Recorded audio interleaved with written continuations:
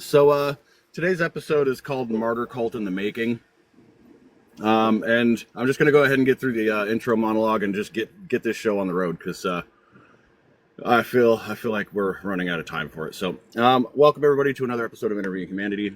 As always, I'm your host Sludge Knuckle, and tonight we're going to stare directly at one of the oldest tricks of the authoritarian playbook, which is the construction of a martyr cult. History tells us something really uncomfortable. When a political movement suddenly loses a figurehead, the machine doesn't slow down. It actually speeds up. Death becomes fuel, mourning becomes mobilization, and the fallen, quote, leader isn't remembered as a flawed human being, but as a flawless symbol. And that's what we're watching unfold right now with Charlie Kirk. Within 24 hours of his death, Donald Trump announced that he would be awarded the Presidential Medal of Freedom. Lawmakers are floating bills to rename schools and highways. Turning Point USA chapters are preparing vigils, and the narrative is already being sculpted. Kirk wasn't just a man, he was a martyr. This is a dangerous pivot point. Because when grief is weaponized, it stops being about the loss of one life and becomes about the expansion of control. And we've seen this before. In fascist history, martyrdom is not accidental, it is strategic.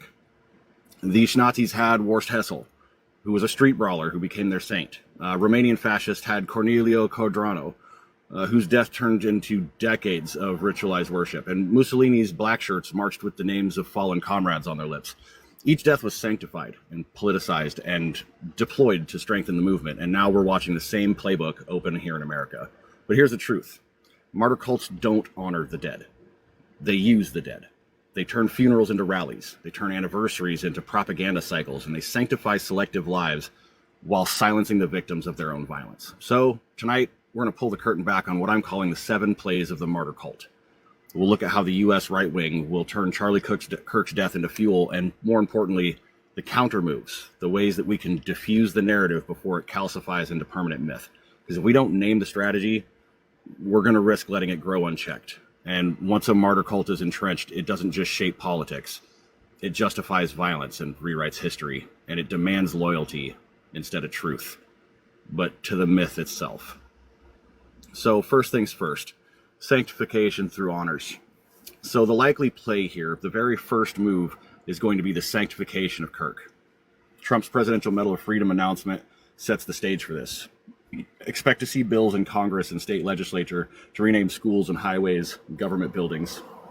Expect scholarships in his name, think tanks bearing his portrait, and even calls for a Charlie Kirk Day. Vigils won't be about grief. They'll double as recruitment drives. The Turning Point USA chapters will transform into quasi-shrine sites where his name becomes a litmus test of loyalty. And to oppose his canonization will be framed as indecent and disrespectful or un-American. This is political canonization, not neutral honor. It's the same way medieval monarchs raised saints to consolidate religious power, or modern political movements raised martyrs to consolidate ideological control. The Medal of Freedom is not about Kirk's actual work. It's about signaling to millions that his worldview is worthy of reverence. The counter move for this is not to scream, "Don't honor him," because that only fuels the narrative. The counter is to name the process itself. This is canonization. Ask questions like, what values are actually being celebrated? Is this about free inquiry or indoctrination? Is it about honoring courage or about enforcing conformity? And at the same time, highlight selective grief. Why do highways get named after pundits, but not after countless victims of right-wing extremism, school pew-pewings, or police violence? Why do we remember Charlie Kirk's name, but erase Breonna Taylor or Elijah McClain, or the dozens of journalists that have been assassinated around the world? So by bringing forward the silent voices, we reveal the hypocrisy of selective honor.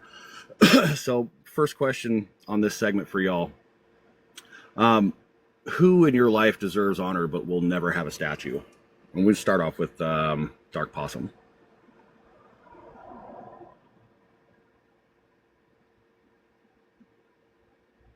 Wow, that's a good question. I never thought about addressing that. I also um, have an aversion to heroes. I admire people for accomplishments, but I don't put entire people up on pedestals. Honestly, that's a good way to be. Oh, wow. Hey, thanks. Holy crap. Thank you, Clampjaw. That was awesome. Um, okay, well then how about this? What does it mean to grieve selectively? Hmm. No one grieves the wicked. Um, I would say that it means that people who are worth grieving, worth commemorating, worth loving are grieved by the people whose lives they touch, whereas people like Charlie Kirk are only going to be idolized, and any humanity or anything that made them a real person will be stripped from that. Checks out. Checks out. Thank you very much, Dark Possum. Chose. Same question for you. Who in your life deserves honor but will never have a statue?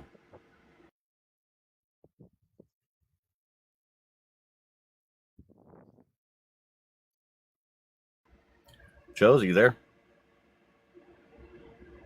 Choose. Hmm.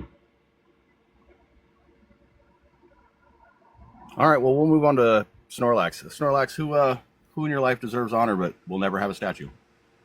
Honestly, I know this is probably very like I don't know, antiquatal almost, but I would say that my grandfather is one of those people that did a lot of good in his life and was never really, shown the appreciation for the amount of good that he did for other people and never really expected anything from it.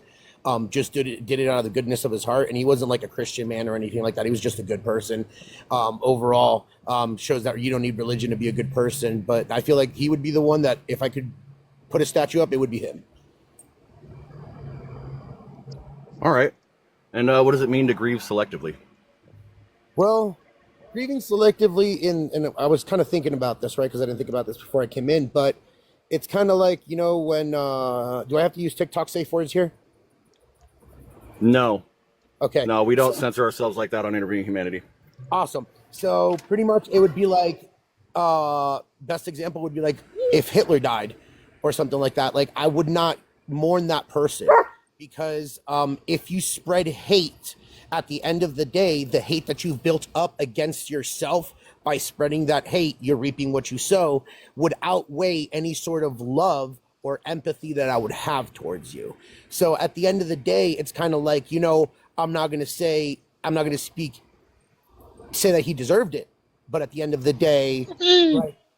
But at the end, I was like, I'm not gonna say he did like deserve. Well, more like I don't think 3,000 people deserve to see it, but you reap what you sow, and there was enough hate in there that you eventually piss someone off. So why would I feel bad when you hate the people that I love?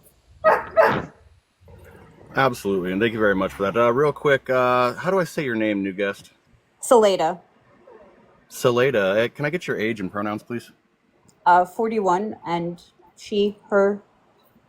Okay. Thank you very much. First question I'll give to you before moving over to CG. Who in your life deserves honor but will never have a statue? My mother.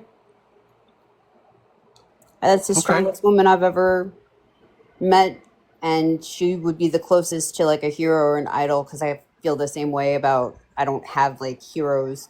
Usually, you hear people say once they meet their hero, they're thoroughly disappointed. So, You know what? That is a damn respectable answer. Thank you very much. What do you think it means to grieve selectively? it's the. I mean, I went to school for psychology, so like I know the actual like term that we were taught is the ability to feel empathy for some groups, but not for others. Checks out. Checks out. And thank you So very much, Saleda. Oh, I was just going to say I used Go an ahead. example of having empathy or sympathy for the victim, but let's say not the perpetrator. Yeah. Yeah, and that is something that I want to touch on in this episode is not the deification, the demonification of the perpetrator. Because one, people have been screaming left and right since the moment it happened that it's got to be the radical left and yada yada yada. Turns out it's a Republican kid, but we'll get into that one later. And thank you very much, Slida. I appreciate you. CG politics. Who in your life deserves honor but will never have a statue? So, like, truthfully, I don't think there is anybody in my life directly. I think that the surgeon who has repeatedly saved my son's life deserves to be honored, but I wouldn't say like he needs a statue. It's kind of tying in with what Dark Possum said and Saleta and I think Snorlax said specifically. Like, you can't idolize any one person because everybody does bad, and everyone that does things that are good have equal ability to do harm. That's a good answer. Thank you very much. And what, according to you, what does selective? What does it mean to grieve selectively? Sorry. Also ties in with what Saleta said. We only grieve for those that we can hold empathy for. So for instance, people on the right have no empathy for George Floyd. But have all the empathy in the world for Charlie Kirk. Whereas like I, on the opposite hand, have all the empathy in the world for George Floyd, and I have empathy for those who are hurting because of Charlie Kirk's passing that knew him personally. But I don't have any empathy for that man specifically. Fair enough. And I don't really think people should have empathy for someone who has directly contributed to mass unalivings and school pew-pewings over the last decade in innumerable ways. So thank you all very much for your answers. This next segment, we're going to talk about the next play, which is framing him as a martyr for free speech. So the narrative is going to be simple. It's going to be easy to repeat, and it's going to be easy to weaponize. Quote, Charlie Kirk was killed because he spoke the truth liberals feared. His death will be framed as proof that cancel culture has escalated from online harassment to bullets. And the story is going to be told like this. He died for free speech. He was silenced because he dared to speak the truth. If they can kill him, they can kill you, yada, yada, yada, yada, yada. This reframing transforms a personal tragedy into collective persecution, which is exactly what they've been aiming for. It elevates Kirk from political commentator to a symbol of an existential battle. And the counter move here, just tell them the reality. Kirk wasn't silenced.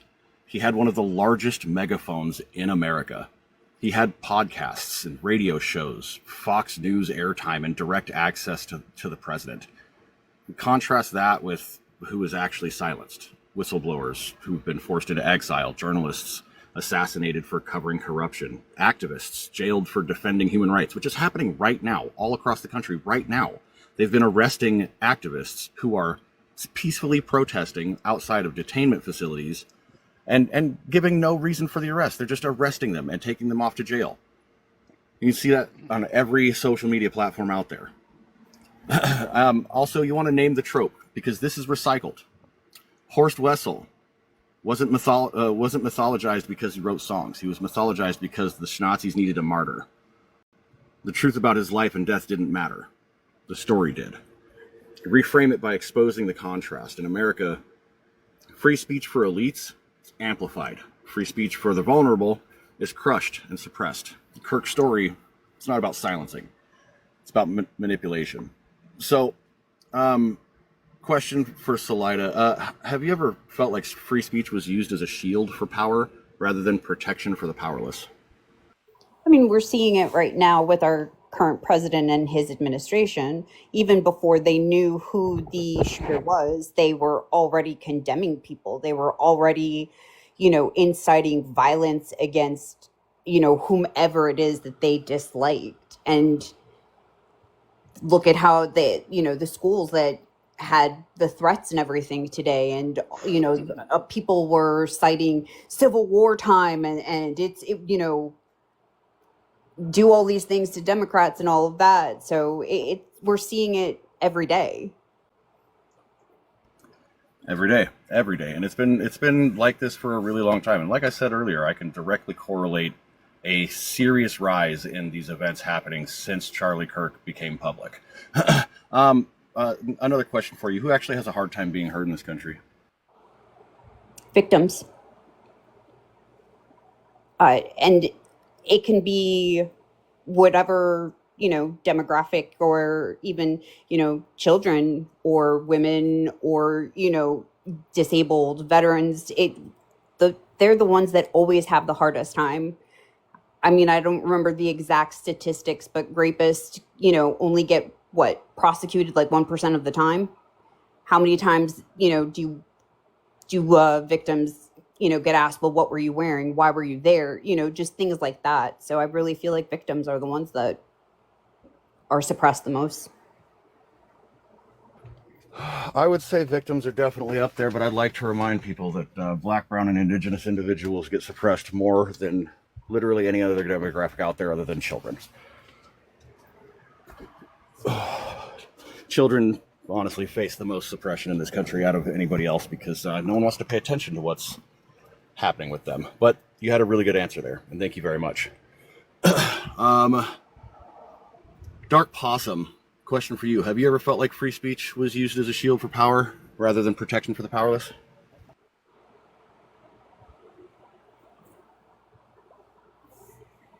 Sorry, I had my mic off.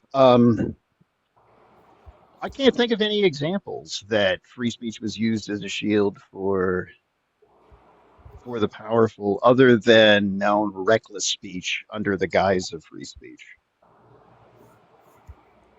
alternative That makes facts sense. and whatnot. Yeah, that makes sense. Not in any legitimate way as the Constitution applies. No. Okay. And who do you think has a hard time being heard in this country? Anyone that isn't white, heteronormative. Um, but yeah, I mean, your children example certainly rings true.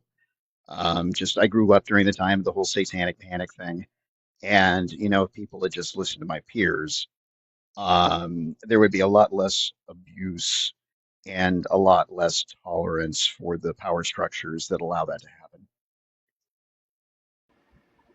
Thank you very much, man. Thank you very much. Chose, thank you for letting me know you're available at this time. Have you ever felt like free speech was used as a shield for power rather than protection for the powerless? I mean, I would say that it has always done that, right? It's always been people demanding a voice in the service of power. I think that power sometimes can be legitimate power, right? Like when we talk about people's power. But in general, freedom of speech is always a shield. It's like civility, right? It's a shield to protect us from examining white supremacy and like other harms to our society. Like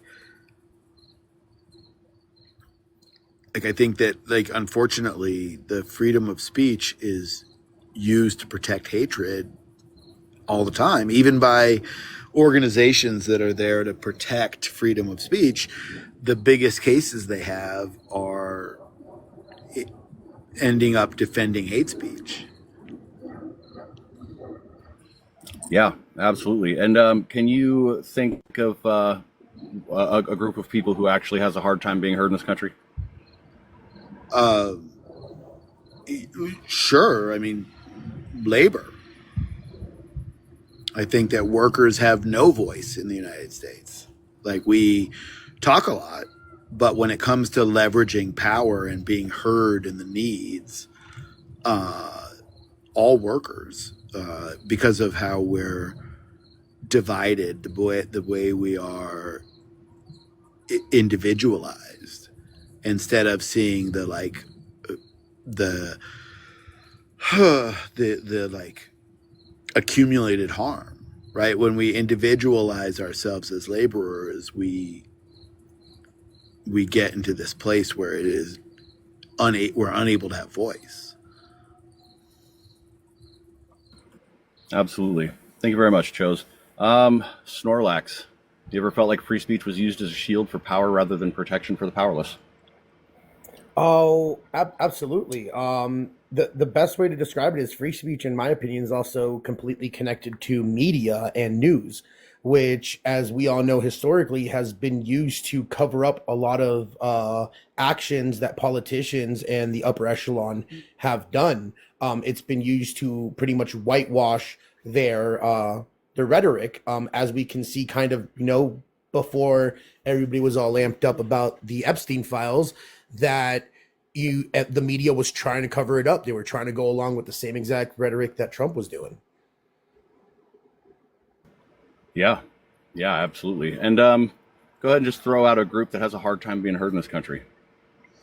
Oh, actually, but can I? Let me add on top of that. Go ahead. Let's look at what happened with Mahmoud Khalid, who was expressing his free speech in the United States of America, and those same powers silenced him because he did not agree with their message.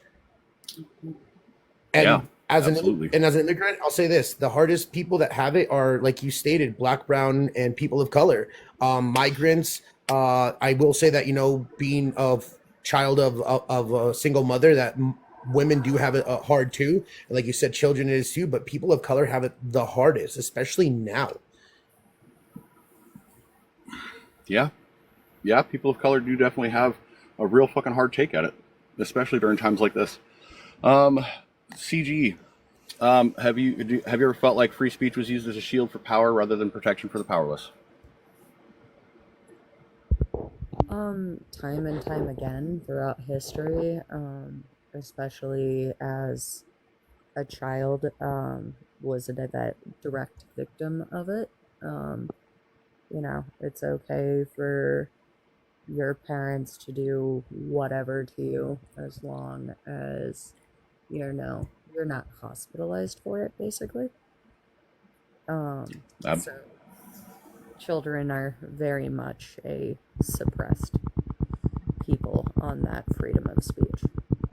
Yeah, absolutely. And would you go ahead and just throw out a group that you think has a hard time being heard here? I mean, all of them above. Another that I would say is like a specific labor force, but nurses specifically are not heard. Absolutely. And with the dramatic drop of our population going down 1.5 million people in the last few months, the medical industry is going to be taking a hard hit that no one's ever going to hear about.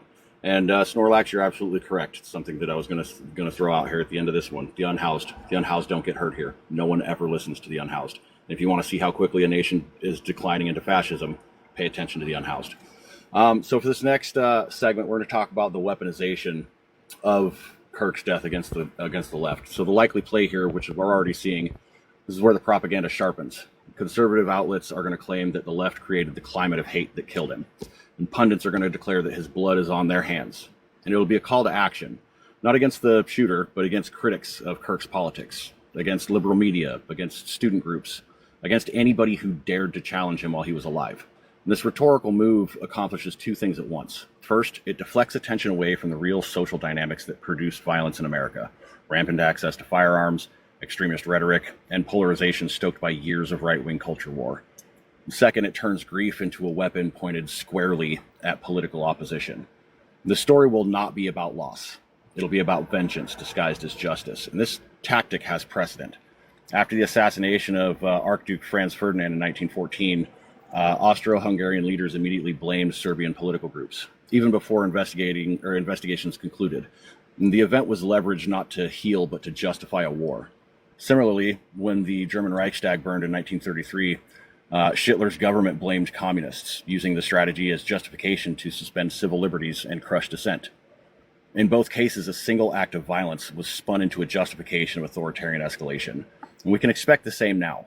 Conservative lawmakers and commentators are already pushing legislation to criminalize protests further and to increase surveillance of left-leaning organizations and to expand policing of speech online.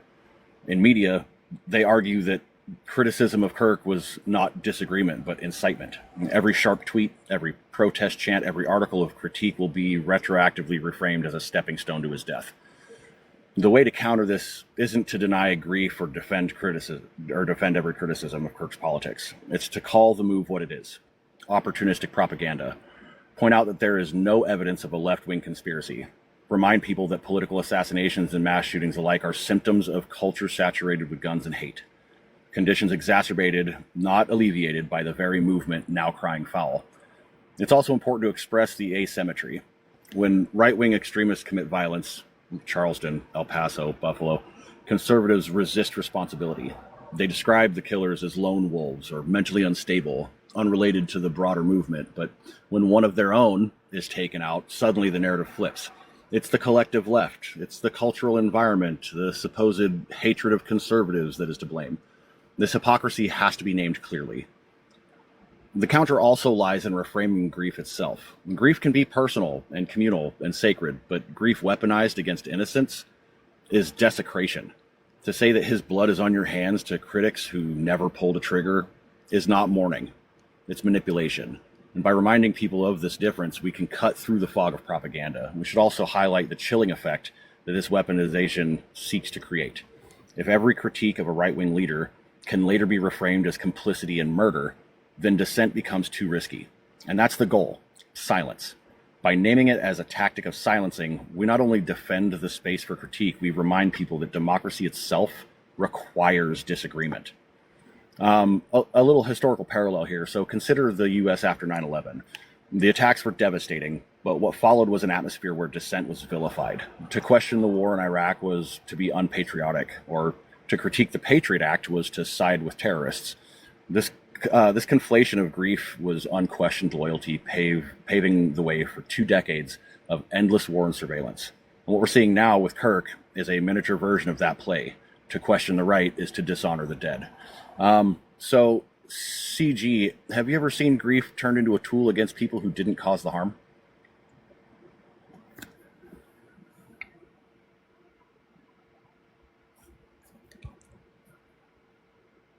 CG? I am so sorry. I missed the question. Yeah, have you ever seen grief turned into a tool against people who didn't cause the harm? I mean, we're seeing it now. We've seen it prior with other figures that were seen as martyrs. We saw it directly after the deaths of Black Americans here in the United States. We've seen it every time that there is a school shooting. I could go on and on, truthfully. Yeah. And what do you think happens when we let propaganda define blame? When we allow propaganda to define blame, we incite more violence and hatred and fear. Absolutely. Absolutely. Thank you very much, CG. Snorlax, You're welcome. to you, have you ever seen grief turned into a tool against people who didn't cause the harm? Absolutely. Like CG said, we're watching it in real time right now. On top of the fact that one thing that kind of struck me while CG was answering was that rape case with Brock, where the community vilified the victim instead of vilifying the attacker. Absolutely. And can you think of a time when questioning power was painted as disloyalty? Yet again, we've been watching it since the first Trump administration. If you questioned Trump at any point, you were the issue. Now there's even lists being made about people who don't agree when it's not even the whole entire, for example, I would say party, but not everybody on the left is a liberal.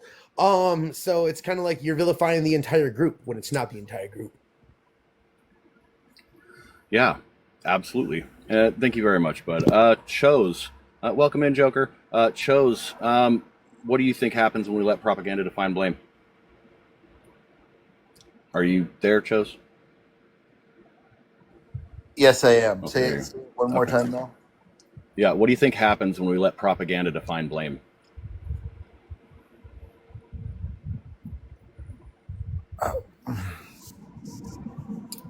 Police state?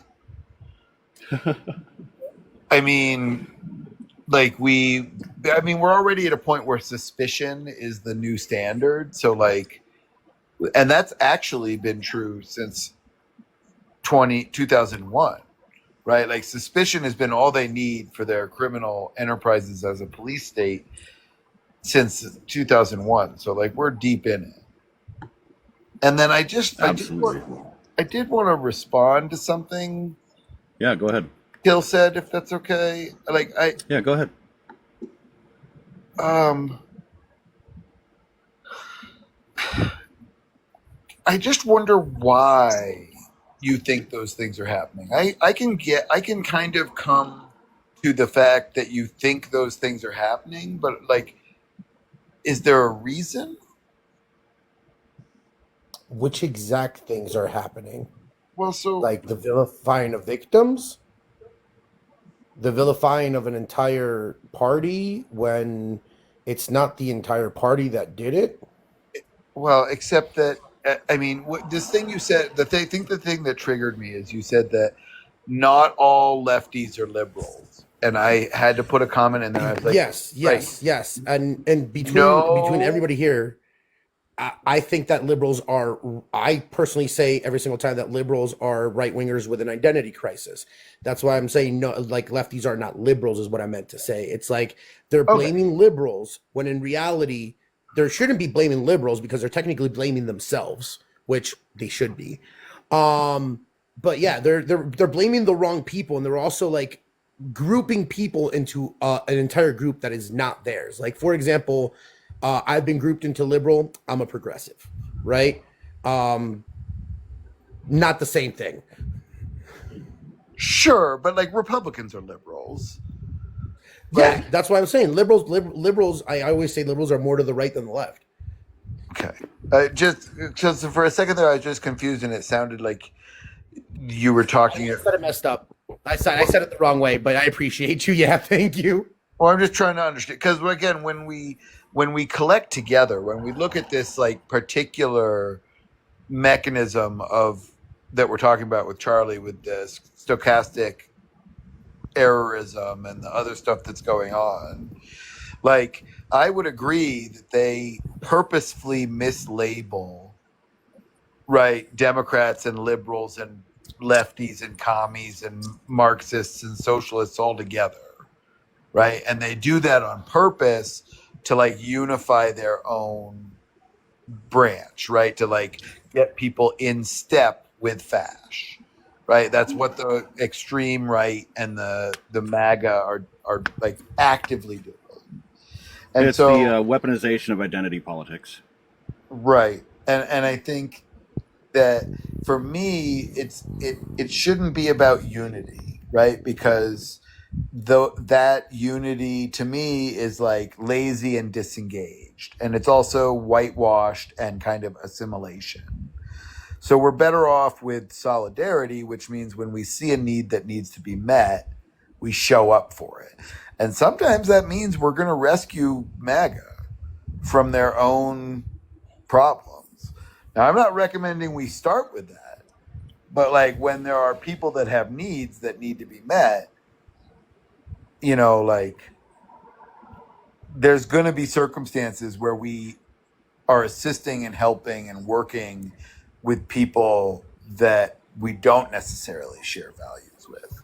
And that's what I mean about solidarity, right? We end up there for the circumstance, right? Like not for the politics of individuals, whereas theirs is the opposite way.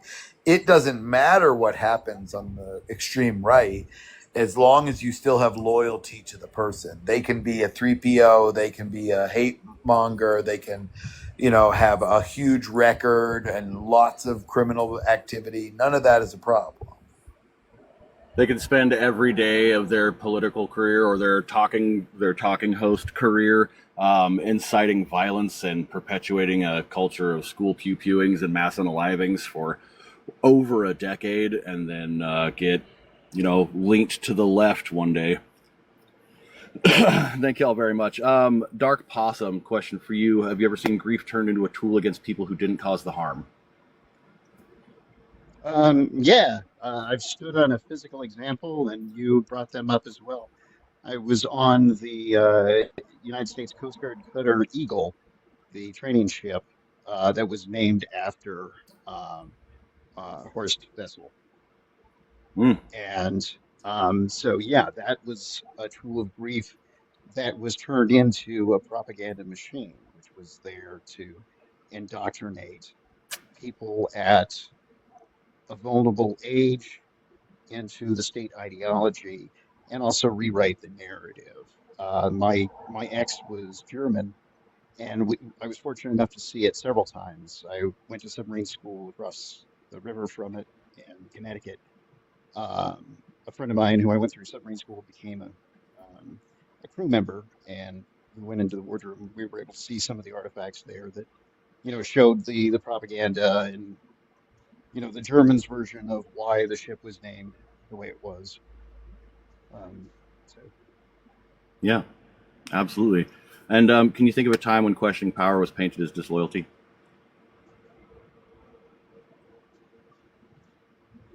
post 9/11 was certainly a time that sticks out. Yep.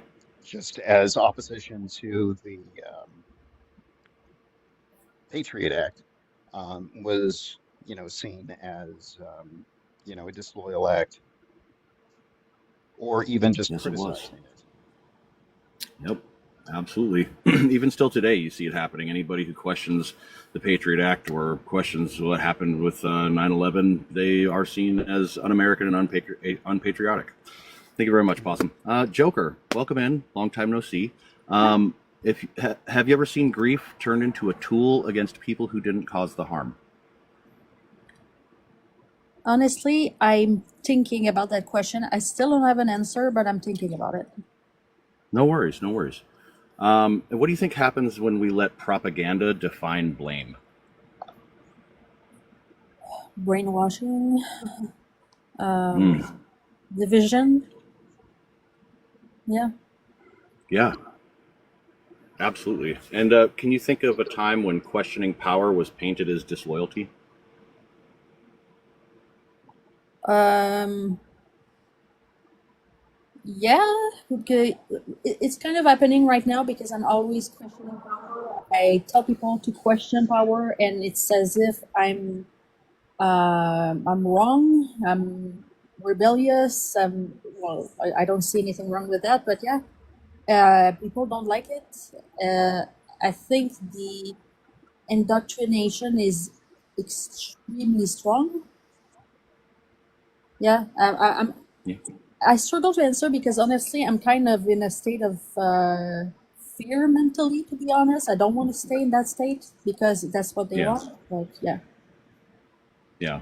No, I understand that entirely. And thank you for your answers, and thank you for coming back to the show. I really appreciate you. It's good to see you again.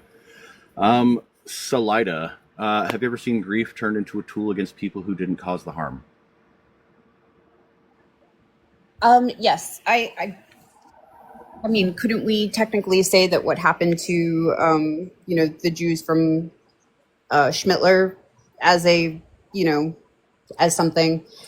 So, Yeah. everything that happened. I know there was rumors that he blamed the doctor, but also that there was supposedly that they had backstabbed Germany somehow. But I mean, they were used as a great scapegoat and everything for that. Mm-hmm.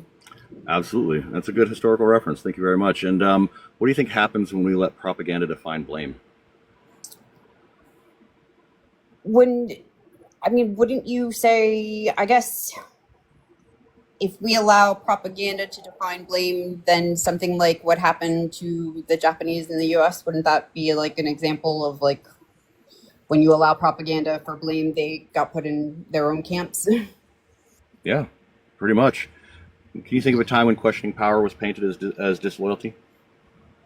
I mean, now everything we say, anything against Trump, I mean, at this point he's trying to see what he can do and throw out there and not, and get away with. I mean, oh, if you burn a flag, you're, not patriotic, or you're going to go to jail. Like at this point he's trying to, anything he doesn't like, he's trying to make people suffer for that. Absolutely. Absolutely. And thank you all for your answers for that segment. Next, we're going to talk about religious myth making and the addition of militant rhetoric. So, this next stage in the construction of the martyr cult is religious myth making. So, Kirk's death already is being wrapped in spiritual symbolism. From here, we're going to see churches hosting vigils that blur the line between mourning and revival meetings. Sermons will frame him as a crucified by the godless left, casting his passing as not just political but cosmological, proof that America itself is under attack from darkness. Expect pastors and Christian nationalist influencers to claim he died for truth, comparing him to biblical prophets persecuted for speaking God's word. Expect imagery of crosses draped with his portrait, worship songs altered to include his name, and public prayers demanding divine vengeance. In this framing, Kirk is going to be elevated beyond a man into a symbol of covenant.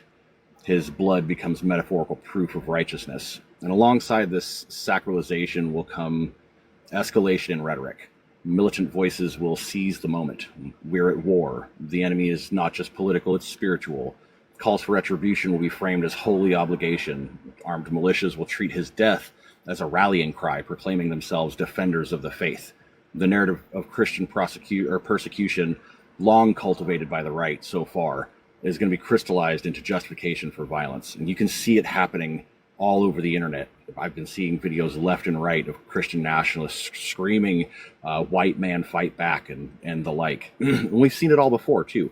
Mussolini's Italy framed fallen black shirts as martyrs for the nation. Their funerals blended fascism with Catholic ritual. Hitler's Germany exalted its blood sacrifices in sacred language, portraying violence as soldiers of Christ. In each case, religion was not corrupted accidentally. It was conscripted deliberately into authoritarian myth-making. The antidote for this begins by naming the tactic. This is not genuine faith. It is theocracy masquerading as grief. Religious imagery is being hijacked to consecrate authoritarian power. To counter, highlight the distinction between real martyrs and false ones. True Christian martyrs gave their lives protecting the vulnerable. Oscar Romero, Dietrich Bonhoeffer, Martin Luther King Jr., they died resisting oppression, not enforcing it. Contrast that legacy with Kirk's, a pundit whose work upheld hierarchy, perpetuated violence, and did nothing towards liberation. Expose how grief is being desecrated. Sacred mourning with genuine builds community and compassion. Weaponized mourning turns sanctity into spectacle. Show how the manipulation strips faith of its moral core, turning it into a tool of violence. And point out that vengeance draped in scripture is not holiness, it's fucking heresy. The countermove also lies in reframing devotion. Communities of faith must be reminded that grief can be channeled into service, feeding the hungry, sheltering the unhoused, protecting the marginalized, not into calls for blood. And by lifting up examples of faith used to heal rather than to divide, we can break the monopoly of militant rhetoric. A good parallel here, in the U.S. Civil Rights Movement, faith communities transformed grief into solidarity. Churches mourning bombed children in Birmingham turned their sorrow into organizing and instead of revenge. The parallel matters. Grief can either sanctify violence or empower justice. Which path we take is a choice, and it is up to us individually to choose. Salida, where have you seen religion used to fuel violence instead of compassion before? I mean, the Crusades especially, but I mean, it's throughout all of history. Now their level of violence isn't necessarily like pillaging like they used to, or unaliving people. Now what they're using religion is as a way to demonize others. Yeah, absolutely. How do you think people can grieve without it being weaponized? Grieving without it being weaponized.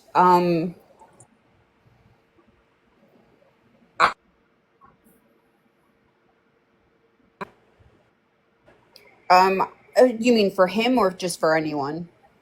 For anybody. If you want to grieve, that should be more personal, or you can say a certain thing about the person, but not use it as a way to incite violence or to use it for your political means or a way to further your agenda.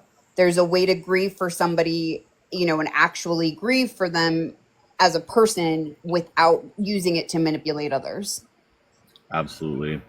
Thank you very much, Salida. Mandy, welcome in. Can I get your age and pronouns, please? 41, she, her.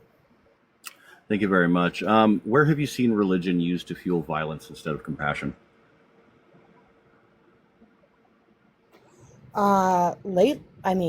Lately, I've seen it a lot. Obviously, Charlie was a white Christian nationalist, so it immediately became a situation where he was made to be a martyr for the Christians. But this, if you look back, has been happening for it's always been happening, but like a lot in the last 10 years. Mm-hmm. And so what everybody's made it, not everybody, but like those on one side have made this into something that happened to him specifically because of his religious beliefs and nothing else. Yeah, absolutely. And what does it look like when faith turns grief into solidarity rather than vengeance? And that would be a hard thing, honestly, because things have been so polarized. I think that solidarity is a hard thing for people to find because things have been so polarized as far as religious beliefs go, right? Because Christianity has essentially mostly become a white nationalist thing, or a nationalist, Christian nationalist thing, where people see themselves as the target of uh, invisible boogeymen, and and when something does happen, it's a matter of this happened specifically because he was Christian. I'm using Charlie Kirk as an example, but it's a good example because what happened was everybody said this happened because of his beliefs, his Christian beliefs. And so finding solidarity, let's say even with Christians on the other side, like leftist Christians, is going to be a really hard thing. And then all those outside of that don't even want to get anywhere near it. So I don't know that religion could ever be used for solidarity. Okay. Thank you very much. I appreciate you, Mandy. Dark Possum, where have you seen religion used to fuel violence instead of compassion? Oh, geez.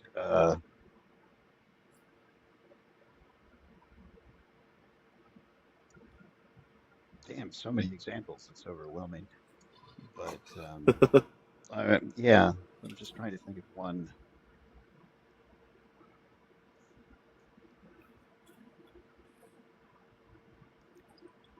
I would Well, while you say, oh, go ahead, go ahead. uh, I don't know, the European interpretation of Christianity has certainly been used to fuel violence. Even now, um, people like Charlie Kirk and others demonizing certain groups that really only recently became vilified by modern interpretations of religious texts. Absolutely. Absolutely. And how do you think we can grieve without being weaponized?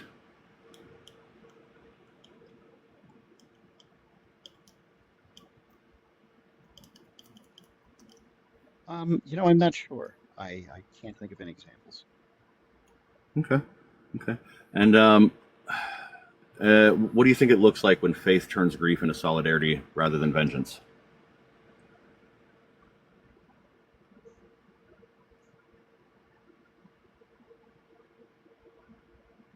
Well, we certainly saw that during the civil rights movement. Hmm. It's the most recent examples that I can think of. Um,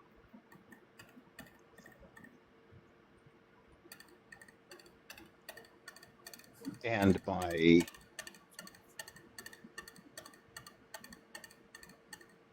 yeah, I'm sorry, I'll just stop there. No, you're good, man. You're good.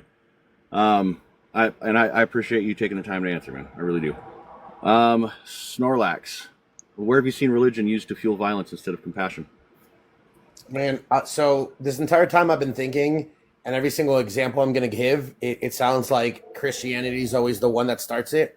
But I'll give you three examples. One is when Constantine pretty much murdered all the North Vikings because he did not like their religion.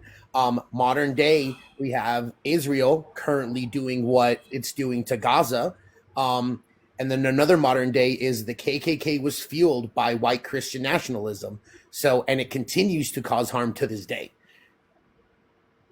Absolutely. Those are three really good fucking examples. Thank you very much. How do you think we can grieve without being weaponized? So that one's a bit of a hard one. I feel like grief is more of a personal thing. If you are grieving, you have to also be very well aware that we do live in a world where other people might not and do not have empathy for what you're grieving for. So I feel like if you're wanting to grieve, maybe get off of social media, don't post publicly, because you're gonna find people that will sit there and push your buttons. I feel like grief should probably be more of a personal thing about around right about now. Absolutely. Absolutely. And honestly, if somebody is grieving the loss of that man, they're not paying attention, but that's a whole separate story. And what do you think it looks like when faith turns grief into solidarity rather than vengeance? Well, let's look at the George Floyd protest. May he rest in peace. Where that caused so much solidarity to the point that we had a conviction on his murderer. So it's proven that it can be good, but at the same time, right now we're showing that that same exact grief turning into solidarity is kind of making a group of people, combine and get together who are very much I need a full fucking of minute. hate. Better, you can wait until it's your turn, please. No, I can't listen. Nope. This is my live. You will wait your turn. We take turns in a conversation here. This is not a debate. This is a conversation. If you don't like that, you don't have to be here. Do you understand? I understand. Thank you. So wait your turn. Snorlax, were you done? I was just pretty much saying, like, the solidarity that's happening now is probably like not the solidarity that people want to be seeing. I think the solidarity that people wanted to see is the solidarity of people actually getting together and trying to fight the fascist regime that's currently being put into place. Absolutely. Thank you very much. And Mandy, I noticed you had your hand up down in the chats. I'm sorry if I skipped you. No, it's okay. I don't know. Do I raise my hand in the chat? I'm not sure. Tell me how to do that. But my whole thing is on what Snorlax just said. The solidarity, like if you guys pay a lot of attention, you might have seen that people were really, really, really starting to see that it was a class war.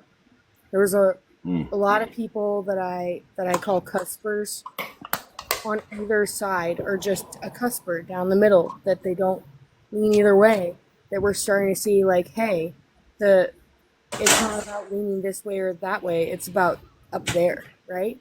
And so I just don't think that it was also a coincidence that this happened when it did. Won't go super deep into that. But as far as like solidarity goes from there, and like us uniting, this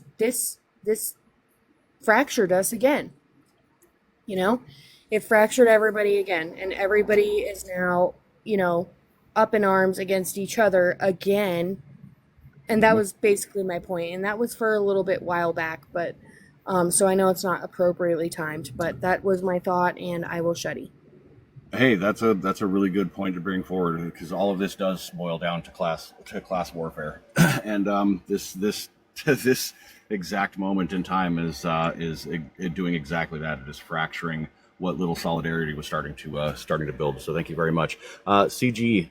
Where have you seen religion used to fuel violence instead of compassion before? Throughout our history, starting with the Crusades. You had it between different tribes with religions throughout the ancient history. You had it with the Egyptians and the Jews. You had it with the Mesopotamia and Babylonian Valley. The destruction and overtake of the entire America's continents, both South and Northern Hemisphere. But, you know, I Yeah. could keep going. The list goes on and on. Yeah.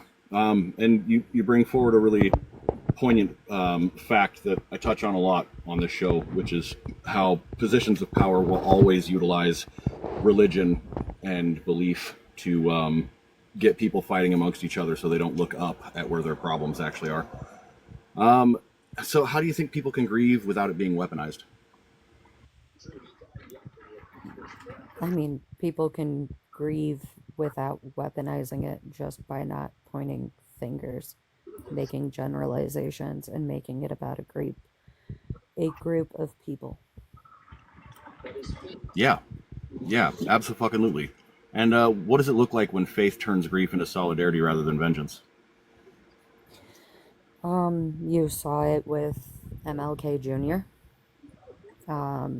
You saw it when the Underground Railroad was in effect across the entire of the northern end of the United States, all the way up into Canada. I know that a lot of people don't realize that it actually traversed that far, but it went all the way up.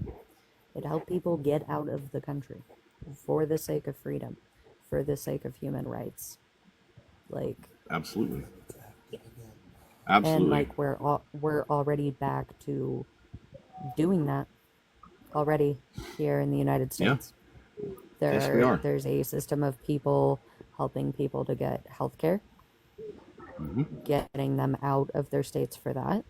There is people helping people get out of the United States because of their sexuality discrimination, their gender discrimination, their color of skin. It's already happening again. We already have an underground railroad again. Yep, absolutely. And thank you for highlighting that. I really appreciate you. Of course. Better life. Now that it's come to you, can I get your age, state, and pronouns, please? 45 Minnesota. I don't have pronouns. I'm a woman. You know what? You know what else you've got? A fucking problem. Go away. Anyways, sorry, I don't fucking play that bullshit. I love you so much. That's hilarious. So this next segment, we're going to talk about media canonization and the long-term myth usage. So the final stage in constructing a martyr cult is media canonization. Once the immediate rituals of honor, free speech framing, political weaponization, and religious sanctifications are underway, the long-term project actually begins, and it's turning Charlie Kirk into a permanent cultural symbol.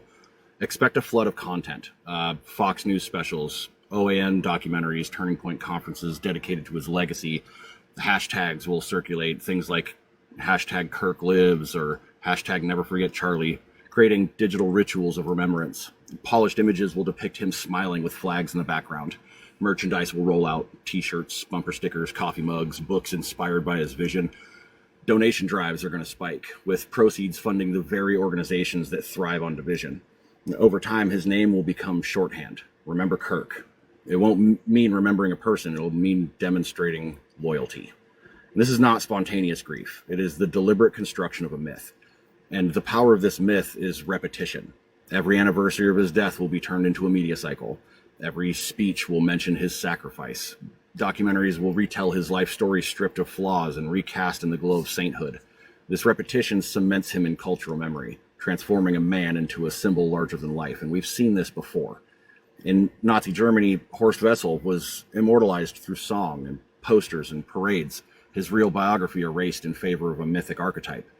In Romania, Cordrono's captain status was perpetuated through annual commemorations. In the US, think about how Ronald Reagan's legacy has been scrubbed and idealized by media retellings that omit the harsher truths of his policies. Canonization through media is not about remembering, it's about rewriting history. The antidote is twofold: exposure and subversion. First, expose the profit motive. Ask who benefits from Charlie Kirk's eternal martyrdom. Point out that glossy documentaries drive ratings, merch sales fuel organizations, and hashtags keep donor pipelines open. By highlighting the commerce of grief, the myth will lose its sanctity. And second, subvert the narrative with satire and counter-memory.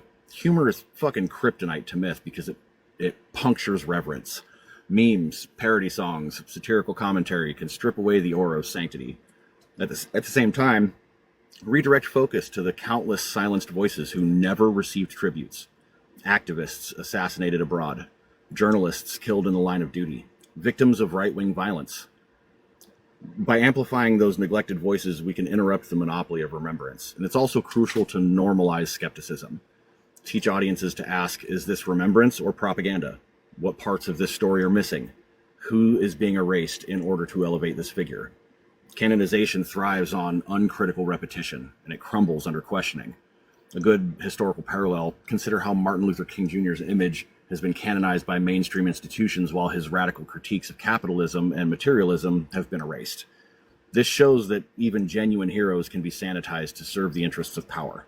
The same process will be applied to Kirk, but with far more dangerous ideological agenda. Exposing this process in real time can prevent the myth from solidifying unchallenged. Salida, have you seen media glorify someone to the point where you forget their flaws?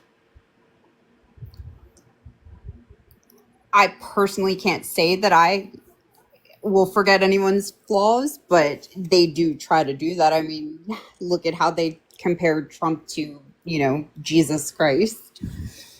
So, Yeah, absolutely. And what's the danger in treating propaganda like remembrance?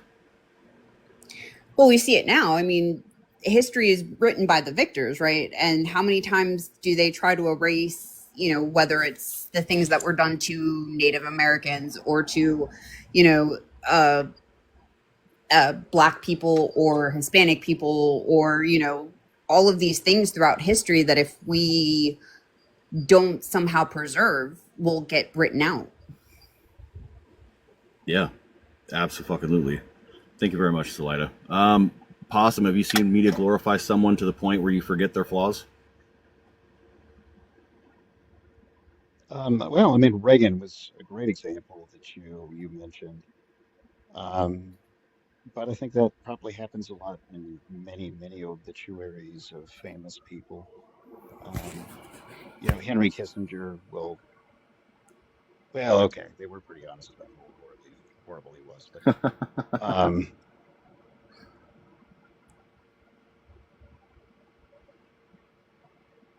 yeah, again, there's just so many examples.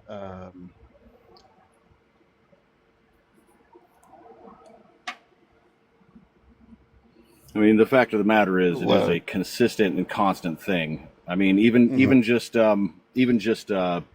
people who are still alive, like Bill fucking Clinton. A lot of oh, his yeah. things were sanitized entirely, and the only thing that anybody knows about him is he got a BJ in the Oval Office. When there's a lot more to it. Given this interesting birthday book that was just released recently. Oh, yeah, or the illusion of popularity. Mm-hmm. Clinton was the last president that was elected with only a plurality of votes until Donald Trump was elected with a plurality and not a majority. So there, Yeah, and we're seeing that myth of popularity again. And if depending on how he's viewed when he passes, that will definitely continue on. yeah, absolutely. And what do you think is the danger in treating propaganda like remembrance? We never fully had a reckoning for the Civil War, and we are paying for that now Yeah. because it was allowed to be retold and retold and retold so many times. Apparently, there are some statues that are out traveling. And when I lived in Baltimore, there was a Daughters of the Confederacy statue on my block. And I fully support, Baltimore going in the middle of the night and removing the Confederate statues because um, just having them up is positive propaganda in itself, very, very implicitly. Okay. Thank you very much for bringing up the fact that the Civil War was never truly brought to justice. The Confederacy was never actually brought to justice. I really appreciate you bringing that forward. And yeah, we're exactly where we are because of it. Um, Mandy, have you seen media glorify someone to the point where you forgot their flaws?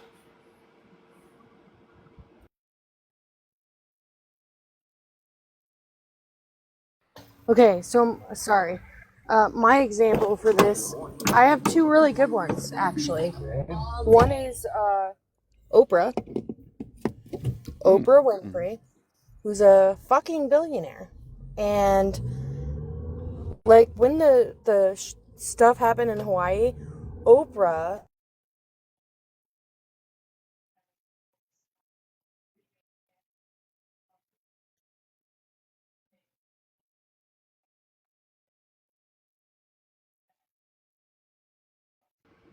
You there, Mandy? Is it just me? I can't. Yeah, the audio cut out. I Okay. think Taylor your Swift. audio cut out. Oh, there you go. There you go. Sorry, you cut out there for a minute, Mandy. Oh, okay, sorry. But I don't know what Oprah you was a meant. billionaire. Oprah was a billionaire and she could fix a lot of problems on her own. But she instead did like a fundraiser with The Rock, who is also, I don't know if he's a billionaire, but like when you're a mega millionaire, your money means a lot more than my money, right? Like my money, Absolutely. my $15 that I can afford to donate to the crisis in Hawaii is not even close to the $1 million that you could donate. Or if you're a billionaire like Oprah, 10 million. Either way, that was one example. The other one, a really good one, and when we're talking about um, generations, right? Gen Z and the younger generations, is Taylor Swift, who is a person who is like, she has a cult following, essentially, right? Um, there are so many people that are like die hard loyal to this woman, and she stays silent. And so the way that I see it is silence is more damaging than anything else, right? Complicity, like being just like, I'm not gonna chime in, because that Mm-hmm. costs her money. This is a literal example of the reason that you can have all the beliefs you want, or you can be as rich as you want, but not speaking out about atrocities means you're a bad person. It's not like when you're a billionaire. At that point, who cares who gets mad at you, right? So I Absolutely. think that's a good example. Like these people, I think I wonder sometimes because I really don't know, but like I can't even imagine. But like I'd like to think if I ever had that much money in some way, somehow, that I would care still about people. Yeah, absolutely. And thank you for bringing that up too, because definitely the folks who are sitting there with a bunch of money not doing a damn thing with it are 100% complicit. And silence is 100% complicity. If you are remaining silent in the face of injustice, you are just as bad as the people fucking committing the injustice. So, what's the danger in treating propaganda like remembrance? Propaganda is manipulation. Period. That's it. Yeah. Propaganda is the result of people being manipulated. There shouldn't be any remembrance of that. We should be trying to get the fuck away from that. But the damage is irreparable. Like it just, especially like we're talking about indoctrination here, right? Propaganda and indoctrination, they hold hands. They're besties, and the only way away from it is away from all of it. So that's why we can't get there. I don't think, as a country, I just don't think we can get there because you're either one or the other, or you're both. Yeah. Majority of people, I'm saying, the amount of people that are right, they're one or they're the Yeah. other or they're both, or maybe they start to question one, and the other comes in from you know from the side and is like, oh, but wait, it's really hard to escape that, especially if you're a person who was raised in uh, a certain situation. You're raised, you're indoctrinated religiously. Maybe you can distance yourself from that. I have a friend who literally is going through that right now and trying to like deconstruct and everything. but if it's not one, it's the other. She hears it from both sides. I don't know how we could ever fix that, because the people who are so easily indoctrinated and the ones that fall into the propaganda are not super secure in their own belief systems, right? So it's very easy to hijack them from one side, one part, and take them right back to the other. So let's just say they were indoctrinated as Christians, right? As children, or whatever religion, say it, whatever. And they start to deconstruct and they start to move away from that. Propaganda is going to be very appealing to them because it's comfortable. It's a monster with a different mask. Hmm. Absolutely. Absolutely. Thank you very much, Mandy. Before I get on to Killer Snorlax, if I get everybody to just hold a finger down on my background image here, it'll pop up a list of your mutuals. Go ahead and just send it down the list to everybody that you think would benefit from the information in this live today. So Snorlax, have you ever seen media glorify someone to the point where you forgot their flaws? Well, let's look at the best example that I can think of, the IDF. All right, where I personally have not forgotten their flaws. However, if we look back at history, the IDF was constructed from three, if I remember correctly, three different terrorist groups.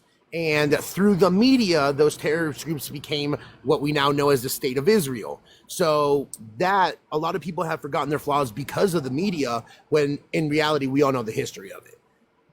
Mm-hmm. Absolutely. And what's the danger in treating propaganda like remembrance? Well, if we really want to go into the deep part of it, like what part of history isn't propaganda? Because every part of history is written out from the side that won, right? That's why you can go to different countries and you'll see histories that you're like, wait, this doesn't match what I learned in school. It's because every country is going to have their own history the way that they remember it. So personally, I think that if we use propaganda as remembrance, we're just going to be remembering misinformation. We're going to create a rhetoric where propaganda is the only thing that we rely on and not factual information. Yeah, absolutely. An alternative question for you, because I know you'll probably have an interesting answer for this one. When you see hashtags or merchandise in someone's honor, what does it make you think about the people who benefit? They're monsters, to be totally honest with you. If you're sitting here making some sort of income off of somebody's death or injury or anything like that, and the family or the person is not receiving 100% of that, you're not doing it for them, you're doing it for yourself. You're doing it for your own egocentrical clout chasing self, because you want to be at the front. You want to be like, oh my God, I helped. And at the end of the day, you're not helping. And I'll give two examples. I had two GoFundMes that I personally ran for two different families, and every single cent of that went directly to the families. I never saw a dime. Oh, fuck yeah. Thank you very much. I knew you were going to have a good answer for that. Mandy, you had your hand up. I was just going to say, we're starting to see the propaganda start in the United States. So, the Department of Education being defunded, and essentially like the Trump administration just holding the arms behind people's back and saying, hey, either you post the 10 Commandments in school and you have Trump Bibles, or you get defunded. We're in the beginning stages of that. We're there. Like, this isn't, it's no joke. It's alarms going off at this point. And I'm not sure that there's a way to stop it. But all I wanted to say is, like, we're there where this is going to start being a thing. If we think that it's going to stop with posting the 10 Commandments, it's not. It's going to start with posting the 10 Commandments, and then it's going to go to, I pledge allegiance to Donald Trump, right? Mm-hmm. pretty much it. I just wanted to put that out there Yeah. and see if anybody else sees it, or like what the long term is. I have a lot of thoughts about the defunding of the Department of Education, and also how that's going to affect women and mothers, and how this is a totally intentional thing. But I want to see what anybody else thinks about it. Yeah, absolutely. And thank you very much for bringing that up. CG, same question for you. Have you seen media glorify someone to the point where you forgot their flaws? Steve Jobs. Steve fucking Jobs.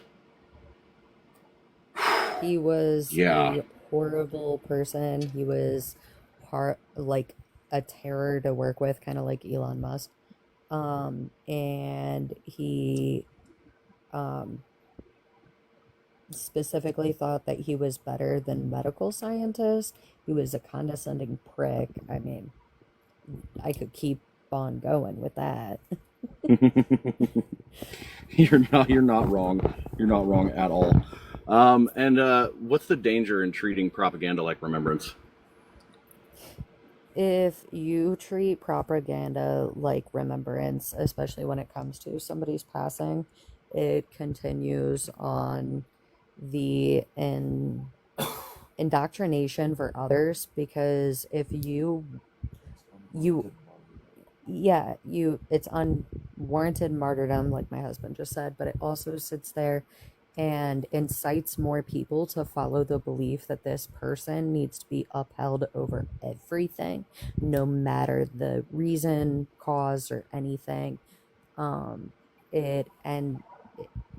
It's how, as you have even stated, each authoritarian and dictator continued their power and continued their tyranny. Absolutely. And I'll ask you the same extra question I asked Snorlax. So when you see hashtags or merchandise in someone's honor, what does it make you think about the people who benefit from it? That you are virtue signaling. Truthfully, overall. Yeah. You don't actually care, because if you did, you wouldn't be making a buck off of the death of another person. You would be actually trying to honor them. And I'm sorry, unaliving. It's okay. We're here on Interviewing Humanity. We don't censor things like that. I try to cover, the real big things like schnazis and stuff like that, but I don't care. I don't care. We're about to lose pretty much everything we've got with TikTok here in a couple of days anyways. Thank you, everybody, for your answers. So tonight we have pulled back the curtain on the making of a martyr cult. We took a look at how honors become canonization, how free speech myths distort reality, and how grief is weaponized into blame, and how religion sanctifies vengeance, and how media builds permanent myths. And each of these plays has a counter move, exposing the strategy, amplifying silenced voices, reframing grief, and puncturing propaganda. The point is not to dishonor the dead, but to protect the living from manipulation, myth, and from the violence that martyr cults so often unleash throughout all of history. Martyrdom is powerful because it fuses grief with loyalty. It demands silence in the name of respect. It transforms critique into sacrilege, and when that happens, movements no longer follow truth. They follow myth. Charlie Kirk will be remembered, not because of what he did, but because of how his death will be packaged. The honors, the hashtags, the sermons, the documentaries, the right will call it respect. But look closely, and you'll see exploitation. His death will not free anyone. It will be used to demand loyalty, suppress dissent, and escalate division. And here's the trap. If we spend our energy arguing whether Kirk was good or bad, we've already lost. That binary is the bait. Martyr cults feed on polarization. The real move is to step back and ask, how is this grief being used? Who benefits? And who is silenced? Our task is not to deny grief. It's to protect it, to honor it by refusing to let it be twisted into propaganda, to redirect mourning into solidarity and not vengeance, to remember that while one man's death dominates headlines, thousands die every year from right-wing violence, from poverty, from systemic neglect, and their names rarely ever get statues or songs. We have to practice a different kind of remembrance, one that does not sanctify power but uplifts humanity, one that refuses to let grief become a tool of division, one that says we will mourn, but we will not be manipulated. Because history has shown us, once a martyr cult takes root, it doesn't just rewrite the past, it dictates the future. It demands loyalty, not to truth and not to justice, but to myth itself. And that is the danger that we are facing now. But the good news, myths can be unmade. Propaganda can be exposed. Theatrics can be mocked, and grief, when protected, can become the seed of solidarity instead of the fuel of hate. So as this martyr cult begins to form, remember this. The most radical act is not to shout louder. It's to see clearer, to refuse the bait, to ask the questions that puncture the story, to honor grief while resisting its weaponization. I want to thank everybody for joining me on another episode of Interviewing Humanity. I've been Sludge Knuckle, and as always, you've been amazing. Tonight, I want to thank our panel for wrestling with these tough questions, and I thank you, the audience, for refusing easy answers. And I'll leave you with this.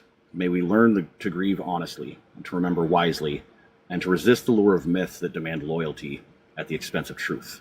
And from here, I'm going to open up the floor for an open conversation. So let's talk. If you want to come up, feel free to throw the invite.